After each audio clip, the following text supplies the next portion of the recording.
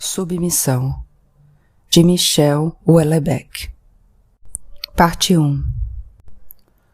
O zum-zum o levou a Saint-Sulpice.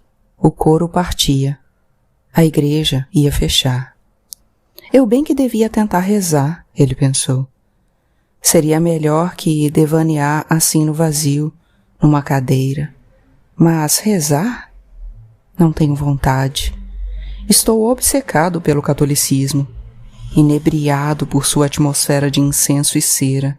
Giro em seu redor, tocado até as lágrimas por suas preces, esmagado até os ossos por suas salmódias e seus cantos. Estou um tanto enfastiado de minha vida, um tanto cansado de mim, mas daí a levar outra existência vai uma distância. E além disso,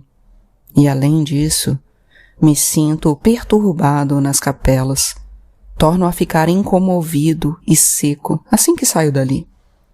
No fundo, pensou, levantando-se e seguindo as poucas pessoas que se dirigiam, desviadas pelo sacristão, para uma porta.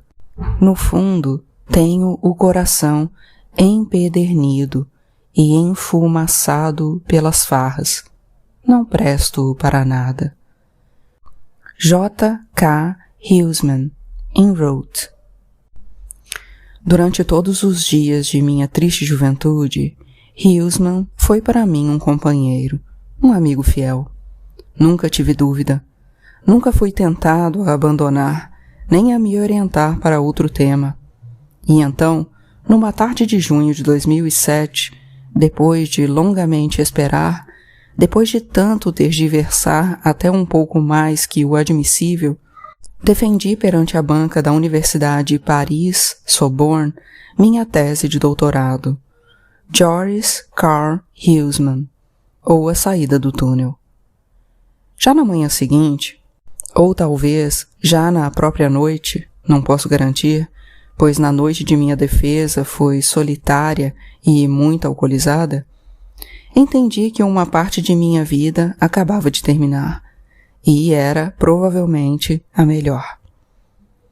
Este é o caso em nossas sociedades ainda ocidentais e social-democratas, de todos os que concluem seus estudos, mas que em sua maioria não tomam, ou não imediatamente, consciência disso, hipnotizados que estão pela ânsia do dinheiro, ou talvez do consumo, entre os mais primitivos, aqueles que desenvolveram o vício mais violento a certos produtos. São minoria, pois a maioria, mais sensata e ajuizada, desenvolve fascínio simples pelo dinheiro, esse proteu incansável. Hipnotizados ainda mais pelo desejo de passar pelas provações, de consolidar um lugar social invejável num mundo que imaginam e esperam ser competitivo, galvanizados que estão pela adoração a ícones imutáveis, atletas, criadores de moda ou de portais da internet, atores e modelos. Por diferentes razões psicológicas que não tenho competência nem vontade de analisar, me afastei sensivelmente desse esquema. No dia 1º de abril de 1866, então com 18 anos, Joris Karl Huysmans iniciou sua carreira de funcionário de 6ª classe no Ministério do Interior e dos Cultos. Em 1874, publicou por conta própria uma primeira coletânea de poemas em prosa, Le Drageur à Épices, que foi objeto de poucas resenhas. Fora um artigo extremamente fraterno de Théodore de Banville. Seus inícios na existência, como se vê, nada tiveram de estrondosos. Sua vida administrativa foi passando e, mais genericamente, sua vida. No dia 3 de setembro de 1893, a Legião de Honra lhe foi outorgada por seus méritos no funcionalismo público. Em 1898, aposentou-se, tendo cumprido Uma vez contabilizadas as licenças por motivos pessoais, seus 30 anos regulamentares de serviço. Nesse meio tempo, dera um jeito de escrever diferentes livros que me fizeram, com mais de um século de distância, considerá-lo um amigo. Muitas coisas, demasiadas coisas, talvez foram escritas sobre a literatura e, como professor universitário especialista nesse campo, sinto-me mais que qualquer outro habilitado a falar a respeito. A especificidade da literatura, a arte maior de um ocidente que se conclui diante dos nossos olhos, não é, porém, muito difícil de definir. Tanto quanto a literatura, a música pode determinar uma reviravolta, um transtorno emotivo, uma tristeza ou um êxtase absolutos. Tanto quanto a literatura, a pintura pode gerar um deslumbramento, um olhar novo depositado sobre o mundo. Mas só a literatura pode dar essa sensação de contato com outro espírito humano, com a integralidade desse espírito, suas fraquezas e grandezas, suas limitações, suas mesquinharias, suas ideias fixas, suas crenças. Como tudo que o comove, o interessa, o excita ou o repugna. Só a literatura permite entrar em contato com o espírito de um morto, da maneira mais direta, mais completa e até mais profunda do que a conversa com um amigo. Por mais profunda e duradoura que seja uma amizade, numa conversa, nunca nos entregamos tão completamente como o fazemos diante de uma página em branco, dirigindo-nos a um destinatário desconhecido.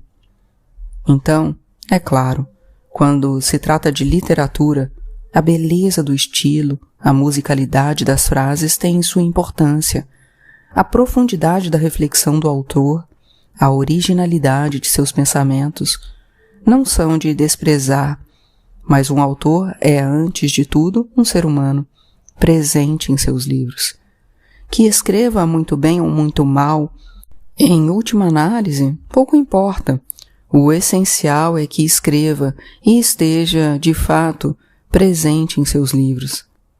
É estranho que uma condição tão simples, na aparência tão pouco discriminatória, na realidade o seja tanto, e que esse fato evidente, facilmente observável, tenha sido tão pouco explorado pelos filósofos de diferentes vertentes, como os seres humanos possuem em princípio, à falta de outra qualidade, uma idêntica quantidade de ser.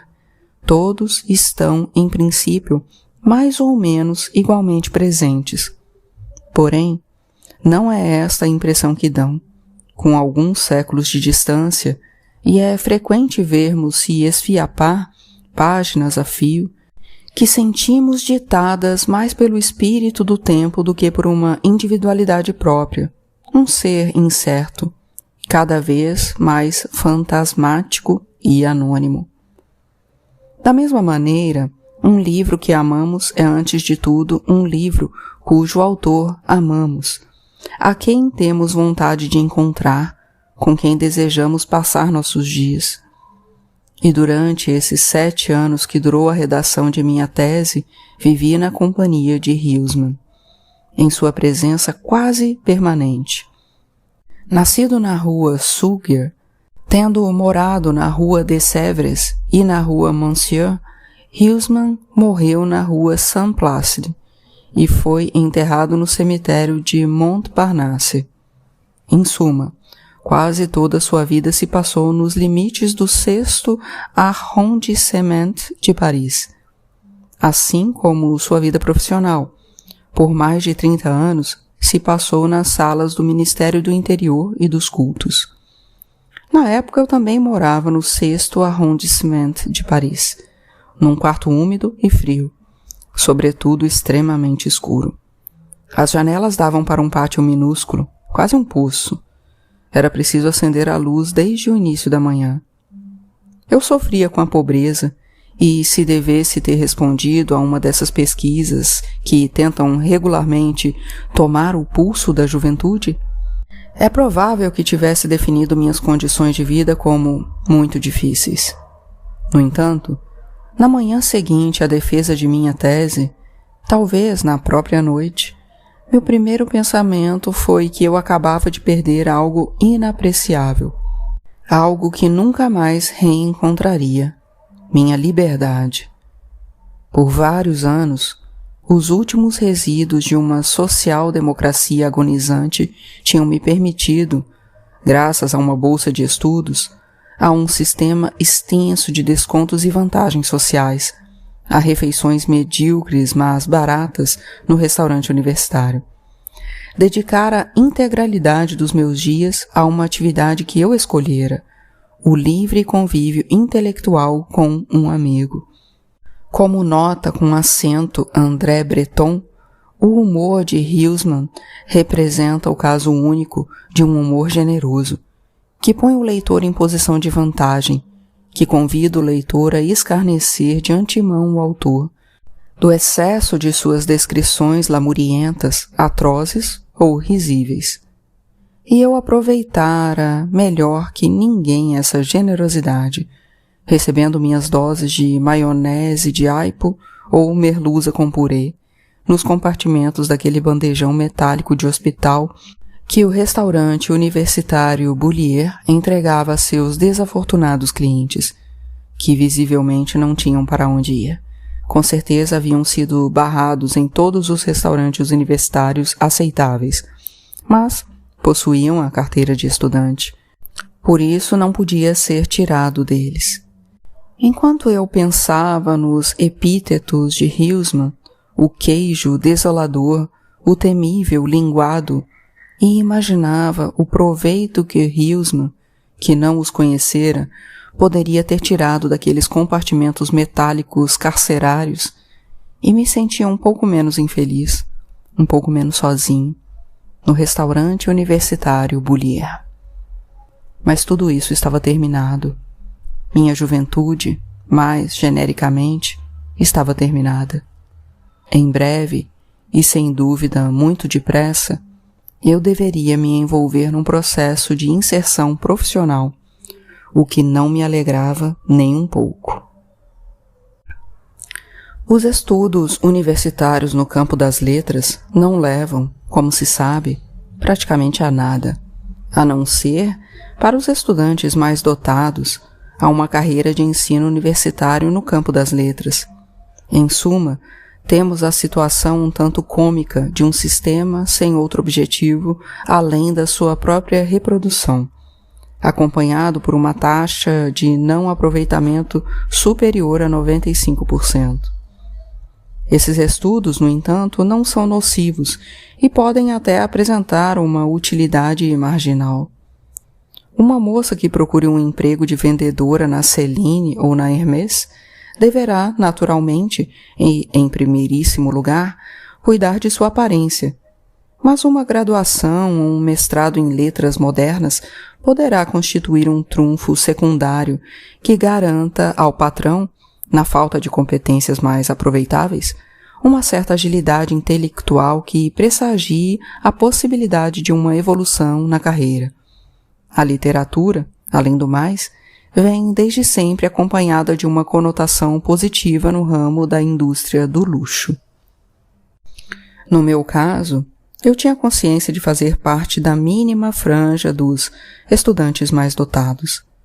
Escrevera uma boa tese, eu sabia, e esperava uma menção honrosa.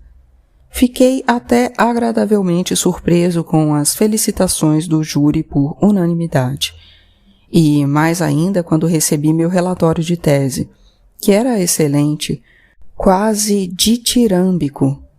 A partir daí, tinha boas chances de me qualificar, se desejasse, para o cargo de professor adjunto. Em suma, minha vida continuava, por sua uniformidade e insipidez previsíveis, a se assemelhar à de Huysmans 1 século e meio antes. Eu tinha passado os primeiros anos de minha vida de adulto numa universidade. Ali passaria provavelmente os últimos. E talvez na mesma. Na verdade, Não foi exatamente assim. Obtive meus diplomas na Universidade Paris-Sorbonne e fui nomeado para a de Paris, um pouco menos prestigiosa, mas também localizada no 5º arrondissement, a poucas centenas de metros de distância. Nunca tivera a menor vocação para o ensino e, 15 anos mais tarde, minha carreira apenas confirmara essa ausência de vocação inicial. Algumas aulas particulares dadas na esperança de melhorar meu padrão de vida me convenceram muito cedo de que a transmissão do saber era, quase sempre, impossível. A diversidade das inteligências, extrema, e que nada conseguiria suprimir, nem sequer atenuar essa desigualdade fundamental. Talvez, mais grave ainda, eu não gostasse dos jovens, e jamais tinha gostado, nem na época em que podia ser considerado como um integrante de suas fileiras. A ideia de juventude implicava, parecia-me, certo entusiasmo em relação à vida, ou talvez certa revolta, tudo isso acompanhado por uma vaguíssima sensação de superioridade com respeito à geração que se era chamado a substituir. Eu nunca tinha sentido em mim nada parecido. No entanto, tive amigos, no tempo da juventude, ou, mais exatamente, certos colegas com quem eu podia imaginar, sem asco, ir tomar um café ou uma cerveja entre uma aula e outra. Sobretudo, tive amantes, ou melhor, como se dizia na época, ou talvez ainda se dissesse, tive namoradinhas, mais ou menos na base de uma por ano. Essas relações amorosas se desenvolveram segundo um esquema relativamente imutável. Nasciam no início do ano letivo, durante um trabalho de grupo, uma troca de notas de aula, em suma, uma dessas múltiplas ocasiões de socialização, tão frequentes na vida do estudante, e cujo desaparecimento, ao se entrar na vida profissional, mergulha a maioria dos seres humanos numa solidão tão espantosa quanto radical. Elas seguiam seu curso ao longo de todo o ano. As noites eram passadas na casa de um ou de outro. Bem, sobretudo na casa delas, pois o ambiente lúgubre e até insalubre de meu quarto me prestava mal a encontros românticos e envolviam atos sexuais com uma satisfação que eu gosto de imaginar mútua. No fim das férias de verão, portanto no início do novo ano letivo, a relação terminava, quase sempre por iniciativa das garotas. Tinham vivido alguma coisa durante o verão. Era essa a explicação que me davam. No mais das vezes, sem maiores esclarecimentos. Algumas, menos preocupadas talvez em me poupar, me comunicavam que tinham encontrado alguém. Sim, e daí? Eu também era alguém. Com a distância, essas explicações factuais me parecem insuficientes. Tinham, de fato, não nego, encontrado alguém. Mas o que as levara a atribuir a esse encontro um peso suficiente para interromper nossa relação e se envolverem numa relação nova era apenas a aplicação de um modelo comportamental amoroso, poderoso, mas implícito, e mais poderoso ainda na medida em que permanecia implícito. Segundo o modelo amoroso prevalecente nesses anos de minha juventude, e nada me faz pensar que as coisas tenham mudado significativamente, os jovens, depois de um período curto de vagabundagem sexual, que corresponde à pré-adolescência, deviam se envolver, supostamente, em relações amorosas exclusivas, acompanhadas de uma monogamia estrita, em que estavam em cena atividades não só sexuais, mas também sociais. Saídas, fins de semana, férias. Essas relações não tinham, porém, nada de definitivo, mas deviam ser consideradas aprendizados da relação amorosa, de certa forma, estágios, cuja prática se generalizava, aliás, no plano profissional, como algo prévio ao primeiro emprego. Relações amorosas de duração variável, a duração de 1 ano que, por minha vez, eu mantinha, podia ser considerada aceitável. Em número variável, uma média de 10 a 20 parecia razoável. Deviam supostamente se suceder antes de resultar, como uma apoteose, na relação última, que teria, agora sim, caráter conjugal e definitivo, e levaria, pela geração de filhos, à constituição de uma família. Só me daria conta da perfeita inanição desse esquema muito mais tarde, bem recentemente, na verdade, quando tive a oportunidade, com algumas semanas de intervalo, de encontrar por acaso Aurélie e depois Sandra. Mas, estou convencido, o encontro com Chloe ou Violaine não teria mudado significativamente minhas conclusões. Assim que cheguei ao restaurante basco onde, a meu convite, ia jantar com Aurélie, percebi que passaria uma noite lamentável. Apesar das 2 garrafas de Iolerigué branco, que fui praticamente o único a beber, senti dificuldades crescentes que logo se tornaram intransponíveis em manter um nível razoável de comunicação calorosa. Sem que eu conseguisse realmente explicar, de imediato me pareceu indelicado e quase impensável evocar lembranças comuns. Quanto ao presente, era óbvio que Aurélie não conseguira, de jeito nenhum, se envolver num relacionamento conjugal, que as aventuras ocasionais lhe causavam aversão crescente, que a sua vida sentimental, enfim, se encaminhava para um desastre irremediável e completo.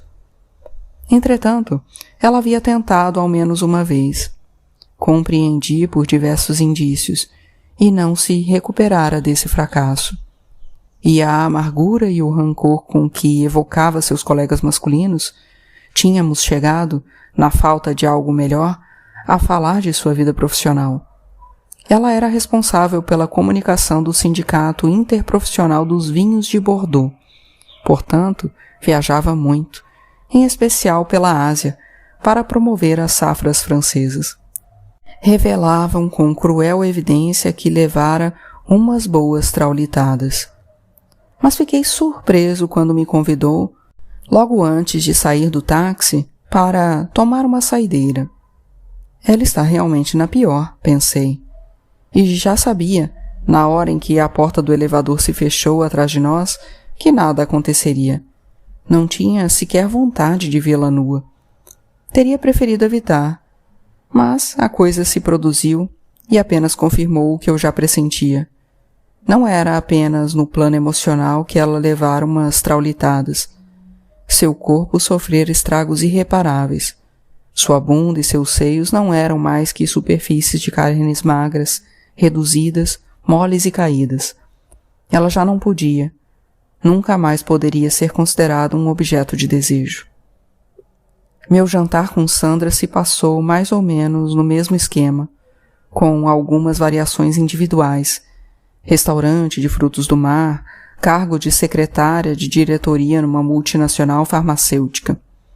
E sua conclusão foi, grosso modo, idêntica, com a diferença de que Sandra, mais cheinha e mais jovial que Aurélie, me deixou com uma impressão de desamparo menos profunda.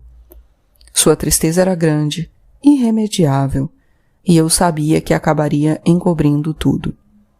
Como Aurélie, no fundo ela não passava de um pássaro sujo de petróleo numa maré negra, mas conservara, se posso me expressar assim, uma capacidade superior de bater as asas. Em 1 ou 2 anos deixaria de lado qualquer ambição matrimonial. Os vestígios de sua sensualidade a impeliriam a buscar a companhia de gente jovem. Ela se tornaria o que se chamava em minha juventude uma coroa enxuta, e provavelmente isso duraria alguns anos. 10, na melhor das hipóteses, antes que o desabamento de suas carnes dessa vez redibitório, a levasse a uma solidão definitiva. Na época de meus 20 anos, na época em que eu ficava de pau duro com qualquer pretexto, e às vezes até sem razão, em que de certa forma me excitava no vazio, poderia me sentir tentado por uma relação desse tipo, a um só tempo mais satisfatória e mais lucrativo do que minhas aulas particulares. E acho que naquela época conseguiria me garantir. Mas agora, é claro, nem pensar nisso. Minhas ereções mais raras e mais casuais exigiam corpos firmes, flexíveis e sem defeito. Minha própria vida sexual, nos primeiros anos que se seguiram à nomeação para o posto de professor adjunto da Universidade Paris-Sorbonne, não conheceu evolução notável. Continuei, ano após ano, a dormir com estudantes da faculdade, e o fato de estar na posição de professor não mudava muita coisa em relação a elas. Seja como for, no início era bastante pequena a diferença de idade entre mim e essas estudantes, e só aos poucos é que uma dimensão de transgressão foi se introduzir, mais ligada à evolução do meu estatuto universitário do que a meu envelhecimento real ou mesmo aparente. Beneficiei-me amplamente, em suma, dessa desigualdade de base que reza que o envelhecimento no homem só altera muito devagar seu potencial erótico, ao passo que na mulher o desabamento se produz com uma brutalidade estarrecedora, em poucos anos, às vezes em alguns meses. A única verdadeira diferença em relação aos meus anos de estudante é que, via de regra, agora eu que terminava a relação no início do ano letivo. Não o fazia por ser um Dom Juan, de jeito nenhum, nem por desejar uma libertinagem desenfreada.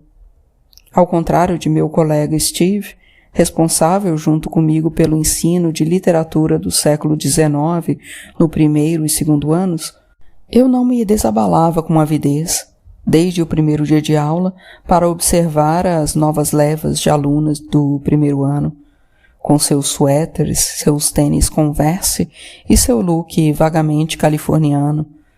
Toda vez ele me fazia pensar em Thierry Lhermitte, em Les Bronzes, quando sai de sua cabaninha para assistir a chegada ao clube dos veranistas da semana. Se eu rompia meu relacionamento com essas moças, era mais sob o efeito de um desânimo, de um cansaço.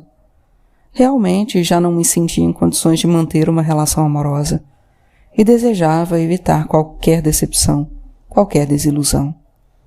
Mudava de opinião durante o ano letivo, sob influência dos fatores externos e muito episódicos, em geral, uma saia curta. E depois, isso também acabava. Tinha me afastado de Miriam no final de setembro. Já estávamos em meados de abril. O ano letivo se aproximava do final e eu ainda não a substituíra. Fora nomeado professor titular. Minha carreira acadêmica atingia com isso uma espécie de coroação. Mas eu não pensava que, de fato, fosse possível estabelecer uma relação entre as duas coisas. Em compensação, foi pouco depois de meu rompimento com Miriam que encontrei Aurélie e depois Sandra. E nisso havia uma conexão perturbadora e desagradável e desconfortável, porque tive de me dar conta, e repisei isso ao longo dos dias, de que minhas ex e eu estávamos muito mais próximos do que imaginávamos. E as relações sexuais ocasionais, não inscritas numa perspectiva de casal estável, acabaram nos inspirando um sentimento de desilusão muito semelhante. Ao contrário delas, eu não podia me abrir com ninguém, pois as conversas sobre a vida íntima não fazem parte dos temas considerados admissíveis na sociedade dos homens. Eles falarão de política, de literatura, de mercados financeiros ou de esportes, dependendo do temperamento. Sobre sua vida amorosa, manterão silêncio, e isso até seu último suspiro. Será que, ao envelhecer, eu era vítima de uma espécie de andropausa? Aquilo podia estar realmente acontecendo e, para tirar a limpo, resolvi passar minhas noites no YouPorn, que ao longo dos anos se tornou um site pornô de referência. O resultado foi, logo de saída, extremamente tranquilizador. O YouPorn respondia às fantasias dos homens normais, espalhados pela superfície do planeta, e eu era, o que se confirmou desde os primeiros minutos, um homem de normalidade absoluta. Isso, afinal de contas, não tinha nada de óbvio. Eu dedicara grande parte da vida ao estudo de um autor volta e meia considerado uma espécie de decadente, cuja sexualidade não era, por isso mesmo, um assunto muito claro. Pois bem, saí da prova absolutamente sossegado.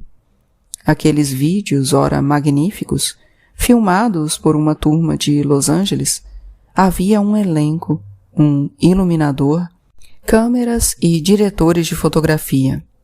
Ora lamentáveis, mas vintage, os diletantes alemães. Baseavam-se em alguns roteiros idênticos e agradáveis. Num dos mais difundidos, um homem, moço, velho, havia as duas versões, deixava bestamente seu pênis dormir no fundo de uma cueca ou de um short. Duas moças de raça variável se davam conta dessa incongruência e, a partir daí, só pensavam em liberar o órgão de seu abrigo temporário. Elas faziam, para inebriá-lo, as mais alucinantes provocações. Tudo isso sendo perpetrado num espírito de amizade e cumplicidade femininas. O pênis passava de uma boca a outra, as línguas se cruzavam como se cruzam os voos de andorinhas, ligeiramente inquietas, no céu escuro do sul do Seine-et-Marne, quando se preparam para abandonar a Europa em sua peregrinação de inverno. O homem, aniquilado por essa assunção, só pronunciava umas palavras extenuadas, horrivelmente extenuadas na versão para os franceses. Ai, porra! Ai, porra, estou gozando! Era isso, mais ou menos, o que se podia ouvir de um povo gericida. E mais belas e intensas na versão para os americanos. Oh my God! Oh Jesus Christ! Testemunhas exigentes para quem aquilo era como uma intimação a não se desprezar os dons de Deus, as felações, a posição do frango assado. Seja como for, eu também ficava de pau duro, na frente da tela do meu iMac 27 polegadas. Portanto, tudo ia muitíssimo bem.